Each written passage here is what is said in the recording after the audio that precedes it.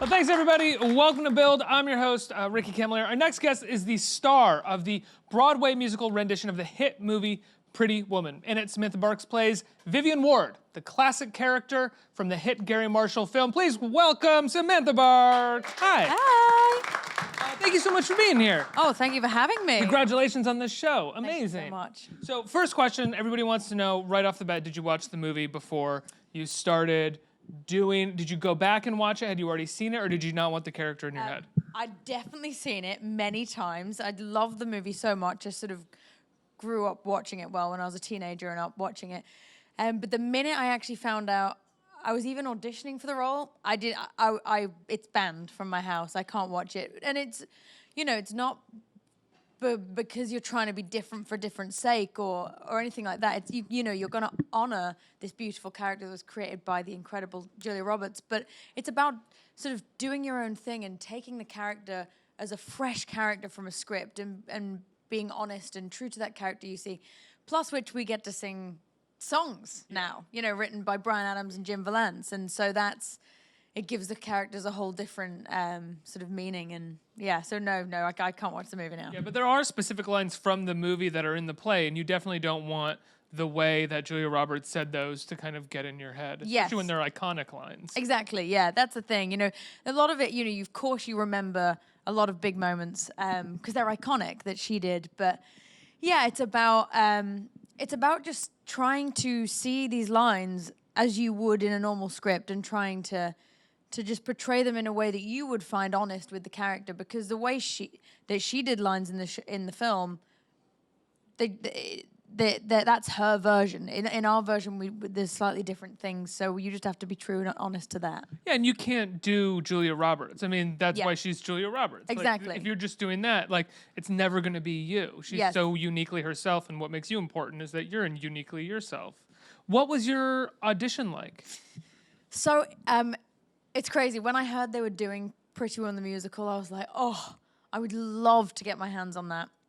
And I was actually doing a film in London at the time, but I had a week off because I was already contracted to do some concerts at 54 Below. So I managed to get to New York, and that happened to be the week that they were doing the Pretty Woman auditions, which is a bizarre luck. So I auditioned, and it was, I left the audition and got a call, and they said, great, we would like to see her again on Monday. And I was like, oh no, I'm going back home to finish filming the next day. So that was that. And so they were talking about maybe, because at this point that was going to be the end of it. A lot of people it wasn't going to be the end of it, but they were going to fly me back because a lot of people hadn't seen me at this point. Just like Jerry Mitchell had seen me, the director, but Bryan Adams hadn't seen me, Paula Wagner hadn't seen me. A lot of these people hadn't seen me, so they were like, we're going to fly her back. So then I was filming anyway, and I was filming a film, and there was a scene, and we were sat in a car, and all of a sudden my phone was buzzing. It was my agent. I was like, oh, I should probably just, take it just in case. And they were like, they want you to do it. It's yours. And I was like, oh my God. And I was panicked. So I was like, what if I can't get back? And they were like, no, they think it's you. And so It was amazing. It was a real shock. Amazing. Did you ask why?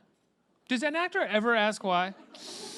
I mean, No. not that you should. The reason is clear. You're fantastic in the show. But I'm always curious, if you were supposed to go back for a callback and they were just like, never mind, just give it to her because we want her. Well, it's because I'm such a narcissist. I would be like, but what did you like about me? Like, what did I do? Well, why? Why me? No, I don't know. It's, I think because they were going to have callbacks just because that was what was scheduled. And I think that there was a situation of she might not be able to come back for a callback. And they just felt at that moment that it was like, it doesn't matter. And so I try not to ask why. Don't ask why. Just smile. And wow, she sounds too busy for us. Get her. We need her.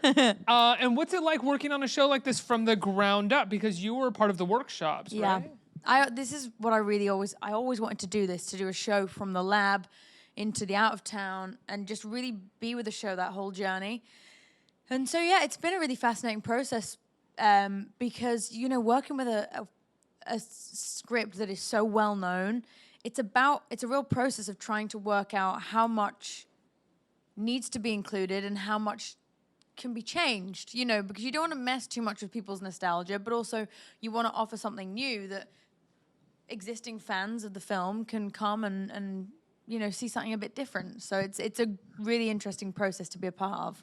Right. And how much do you find it changes from the lab to now? So I think, look, a big focus for us right now was to empower Vivian as much as we could, because, you know, I think that's really, it depends on how you look at the movie. But for me, looking at it, the scene that always stuck out to me when I was younger was when he says, well, I've got you an apartment, I've got you expense accounts at these stores, I've got you a car. And she's like, no. And it really made me think of that age. I was like, oh, but she gets to be with him and she doesn't want to. It's like, no, she doesn't get to be with him.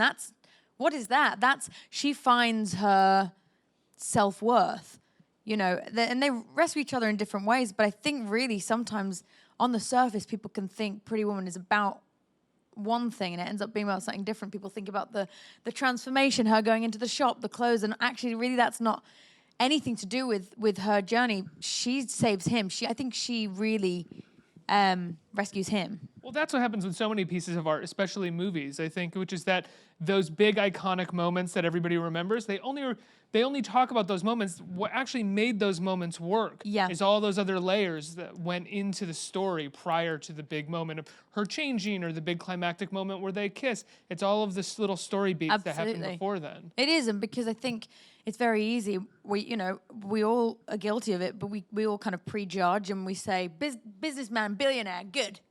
You know, and then we judge. I don't. I'm a class warfare. Let's go. Of course, but you know, but there is a sort of stereotype of like, oh, great, smart guy, and then sort of she's the classic underdog character where people look down on her, or have been looking down on her in the past, and it's actually she's the one with the moral compass when it comes to him. She's the one who says, "Are you really going to do that to an old man?" and actually changes his mind, and I find that amazing because it's easy to think of like, oh, she gets a new hairdo and a lovely new dress, and it's like that doesn't matter. It's the fact that she introduces him to what is life.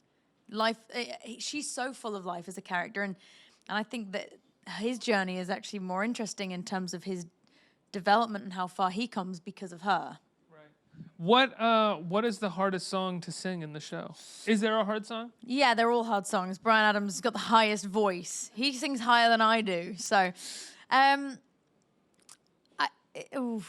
all pretty up there, and it's pretty much constant singing for a long time.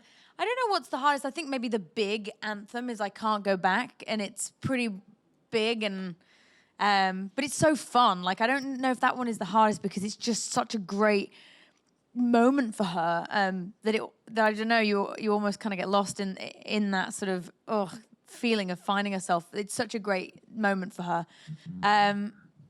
Maybe the first song is quite hard because I always find the first song in any show is quite difficult because it's like off we go. Whereas by the end of the show, you're kind of so warmed up and you've been singing sort of constantly for 2 hours. Right, and the majority of musicals really start with a big song, and then we dip into the story and then back to song. Absolutely. It's probably better that way, though. You get to really just have to dive in and swim. You can't really take your time. It is. You know, I've done roles before, like Nancy and Oliver is a good example, where I don't think she's on stage for the first 45 minutes, which sounds like the dream, but actually it's quite a bizarre feeling because everyone else has been going and you sort of have to jump on a moving train, and sometimes you've got to really, really try and rev yourself up.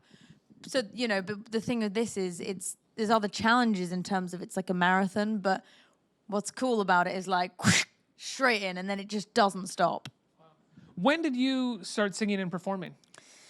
So I've done that my whole life, but never necessarily with a career in mind. When I was a kid, I didn't think you could actually do it as a job. I never knew anyone who was a singer or did it seriously.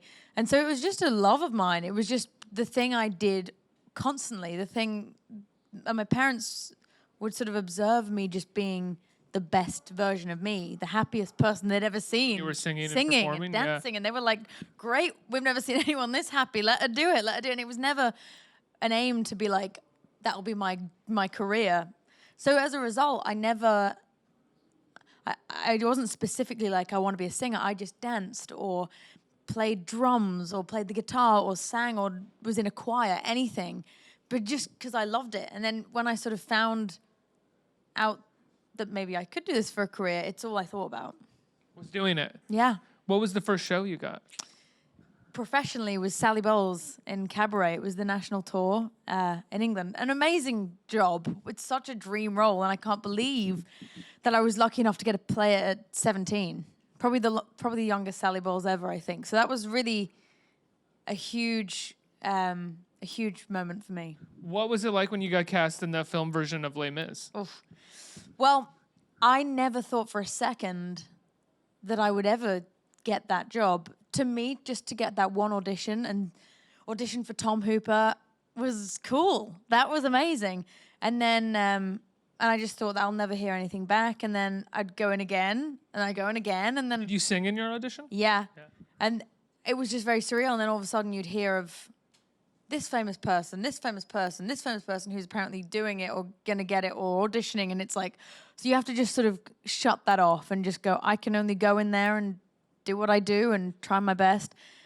And then actually, the way I found out was very surreal. I was doing Oliver at the time when I was on tour. And we took our bows, and then our producer, Cameron McIntosh, the amazing Cameron McIntosh, came on and announced then and there on stage that I'd booked the Les Mis movie. And you didn't know? No! And I thought he was making a speech about Charles Dickens, and he came on, and he starts talking about me. I'm like, it's very nice for him to include me in the speech. And he's like, and that's why our director, Tom Hooper, has chosen. I'm just stood there, and I have to sometimes watch it back, because I'm like, what? Wait, he said our director, Tom Hooper, was Tom affiliated with Oliver and stuff? No, of Les Mis. Oh, okay, yeah, the director. Oh, okay. He's like, because Chosen has to be happening in the Les Mis movie. And one, you don't expect you're going to ever get that, but two, you don't expect that that's how you're going to hear about it. And the whole audience was just like, oh my God. And I'm like, oh my God, am I being punked? Is this a joke? It was surreal. Be the meanest punk possible. It would be so cruel. Right. I don't know if I would ever recover from that. No, I would. If I would quit show business completely. Like, they're really mean people. I don't want to. I know, yeah, they're them. cruel. Yeah, so you get to Pretty Woman and you get to doing the show. I mean, I think Julia Roberts has seen the show, right? What was that like? It was amazing. And I didn't know she was in, thank God. And I think, with somebody like Julia Roberts, you're kind of expecting, she's just, I didn't know what to expect. And even if she was just like, hi, I really enjoyed the show, that would have been enough. That would have been amazing for me. But she sort of walked on and just found me and just hugged me. And we just hugged for what felt like an hour. It wasn't, I like to say that, but it was probably like a minute. She just hugged me, and it was this amazing moment. And I think she was quite emotional because of, Gary Marshall and... Well, it changed her life. Changed her life, and they just had such an amazing relationship, and it made her really miss him. And she just was talking about this huge moment of her life, seeing it all of a sudden on a Broadway stage. It must be so surreal, but she was so nice to me and so supportive of what I'd done in the role. And I was just like, that's dream come true. Incredible movie star thing where they go, this is the person that you have to talk to her, and she goes, whoa. And she laser focuses in, and you're like, oh, I am the most important person in the world now. That was she just walked on, she was and I was like, like, oh my God, she just has, she is extreme charisma. Yeah, and she's like a true movie star. Yeah. She has this like light around her, and so beautiful. I mean, she literally looks like she did in the film. She's so gorgeous. She's just like, it's like no time's passed. I rarely get tripped up talking to people when she's been here, and I'm like, hey, no, it is. She does have that effect, even though she couldn't be warmer. You're like, it's not her fault. You're amazing. I was very weird. There was a picture of me and her, and I wrote, find someone who looks at you the way I look at Julia Roberts, because I saw it back, and I was like, and I'm literally like, wow.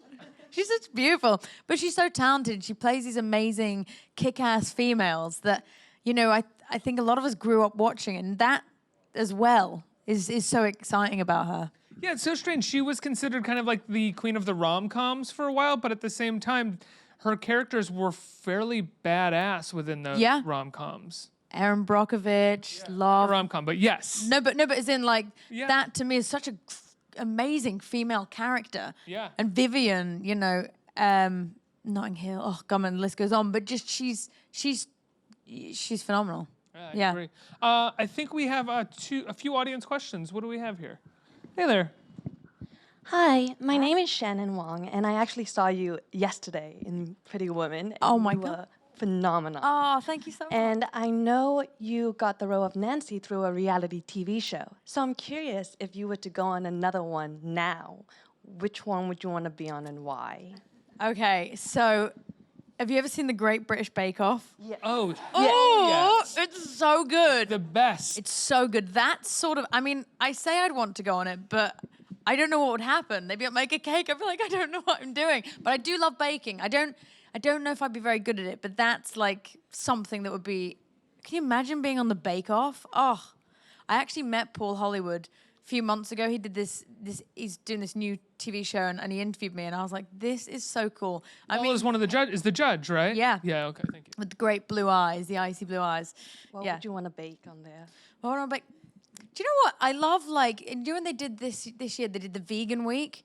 I thought that was so cool. I'm not actually vegan. I do sometimes vegan stints, but I'm fascinated when somebody, because I think sometimes you can just, to make a cake great, you add more chocolate or sugar or whatever, but when you sort of take away some of those key elements, sometimes I'm fascinated by the things people can do, like if you have to make it gluten-free or vegan, I find that amazing when someone can make something taste perfect. That's what I'd like to do, stuff like that, learn things like that. Well, they don't teach you. You'd have to be good. I mean, I'd be a disaster, but I'd give it a try. Thank you so much. I Thank love you. that the Great British Bake Off was like, okay, it's mostly going to be about cooking sugar. What should the aesthetic of the show be? And they Yeah. were like confectioner sugar, just fluffy and Yeah. sweet and nice. I think the thing for me is, you know, they're there with the judges, and it's just like your grandma's on it. Like these people, and this like love. So no prize money. But this lovely old So lady no one is there shitty. she's with a tray of biscuits, and they're like, they're not very good. And I'm like, what do you mean they're not very good? Like,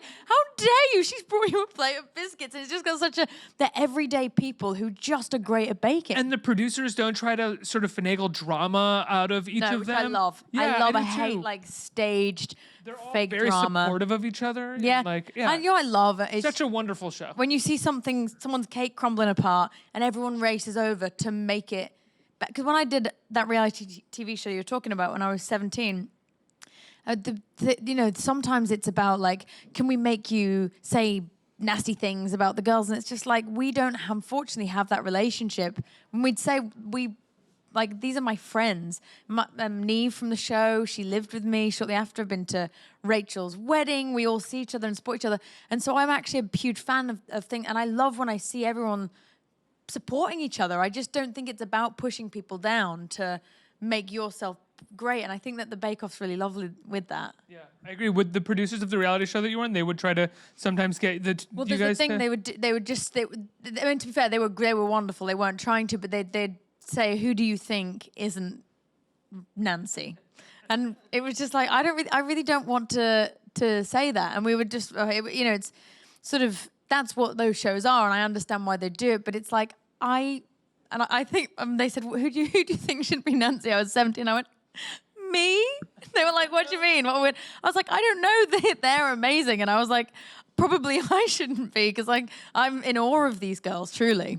My one more thing about the Bake Off, because I love it so much, Oh. but is you can tell how unscripted it is, which all reality shows are for the most part scripted now, and you can tell. But Bake Off, you can tell because when they win or even when they lose and they're interviewing them afterwards, the person rarely has anything to say. They've just won, and the person goes, eh. Yeah. Like that's all that they have. They go, and it feels- brilliant. Yeah, yeah, that's it. I think it's brilliant. Thanks. Yeah. it's- That's it. I love those moments. I love seeing that raw, like part of a human being where we don't always have this like beautiful speech prepared. It's just like, my mom will be proud. You know, that's sometimes the only thing that comes to mind. I love that about like seeing those real human beings in that show. It's great. We've turned your promotional appearance for Pretty Woman the musical I think it into a deserves the promotional airtime, appearance though, for Bake the Off, Great really. British Bake Off. 2 more questions. Hi, Samantha. My name is Evan. So you talked about these different roles that you had. Was there one that was particularly challenging for you to embody or for you to get prepared for in all these different roles that you had? Yeah, it's interesting. I think, you know, with roles like Eponine and Nancy and Oliver, you know, they're such fantastic roles, but really you have your big moments and then downtime during the show. Like Eponine, she has, you know, sections, but then she'll be off for like half an hour. Whereas I actually think probably the hardest show that for me to mentally prepare for was this role, because it was just for me about getting into the mindset of knowing that I live on stage for the whole show. I was trying to work out, I think in Act 1, I probably have about 5 minutes in total off stage, and the act is probably an hour and 15, something like that. And so it's getting your stamina there, because you're on for like 2.5 hours a night. You're just on and ready to go. And actually the thing is, the role is so much fun that it never feels like that. It feels like 10 minutes because it's like, and she's frantic. You know, she's a whirlwind of a character. But I think that was the most challenging role to prepare for it, just in terms of like getting physically ready, because also vocally it's you're constantly singing and you're constantly jumping around, dancing. So it was probably this role. You're fantastic. Oh, I love you. Thank you. You basically fall asleep as soon as the show is over, or do you have adrenaline that keeps you up? I just have adrenaline, and my mom and dad have just been here, and I'm like, who wants a hot chocolate? And she went, sit down. And I was just like, I'm just you can't straight away go to sleep. I've always been like that with shows, but especially with this show, it's so fun. And I'm like, I bought a bread maker. See, Bake Off, it's all coming back. You know, who wants a slice of bread? And she's like, sit down, stop, switch off. What kind of bread are you baking? Oh, all kinds of bread. So I, cinnamon raisin bread. Yes. Yes. Got a bread maker, life changer. Life changer. So good. Bake Off was recently a massive part of my house, so there was a lot of baking happening in the last like 3 months. Oh, yeah. Yeah, we have a vacation coming up, so we had to stop for the month. But yeah, yeah, it's been, Yeah. there's a lot of breads and cakes and Well, that's everything. the thing. Bake Off happens in the summer, towards the end of summer. So it's like, great. We do summer, we get the beach body, Bake Off. Get back to the baking. Yeah. One more question. Hi. Hi. I'm Lanny. Nice to meet you. So my question for you is, when you were starting out, were you nervous that, I don't know, I think growing up, when we think about this career, there's all sorts of ideas of how it can go this way and that way. And I was just curious, like, were you nervous at all, or things? Absolutely. All the time. I still am. All the time. You're always nervous, because the thing that's interesting about this career is it's never done. You're kind of always like, you get one job and then that job's finished. And I'm never going to work again. and truly, when I first got into the industry, it is, I remember I did Les Mis, and I did a pantomime, and I did something else, and I was like, I made it to the end of the year. And I was like, what do you mean you have a whole lifetime to do? And actually, it's constantly, there's serious ups and downs. And then when you're having a down, you're thinking, what have I done? Why did I pick this career? And it actually doesn't, I feel like that feeling never goes away, but in a good way, because even when you have success, it doesn't stop. You're then looking for your next job, and you're kind of like, oh, I did that, so do I have to do, is there a pressure on me to do that or that? But I think that's possibly one of the great things as well about it, because it's never boring. It's always sort of stressful, but in a way that you're trying to always achieve and better yourself and work hard. But yeah, constant nerves about, are you doing the right thing? And you'll actually never know, because there's no like formula for like, this is how you do this career. Because my career has been sort of all over the shop in terms of, I did musical theatre and then ended up doing Les Mis, which was sort of beyond my wildest dreams. I never thought I'd get to do movies. And then sort of, there is no logical straight line for this industry. So it's sort of about your own personal journey, I think. Thank you. Thanks. Samantha, it's been wonderful talking to you. Thank you for having me. Congratulations on the show. Pretty Woman the Musical is currently on Broadway. Which theater is it? The Nederlander Theatre. The Nederlander Theater. 41st Street. Amazing. Everybody give Samantha Barks a huge round of applause. Let's hear it. Thank you.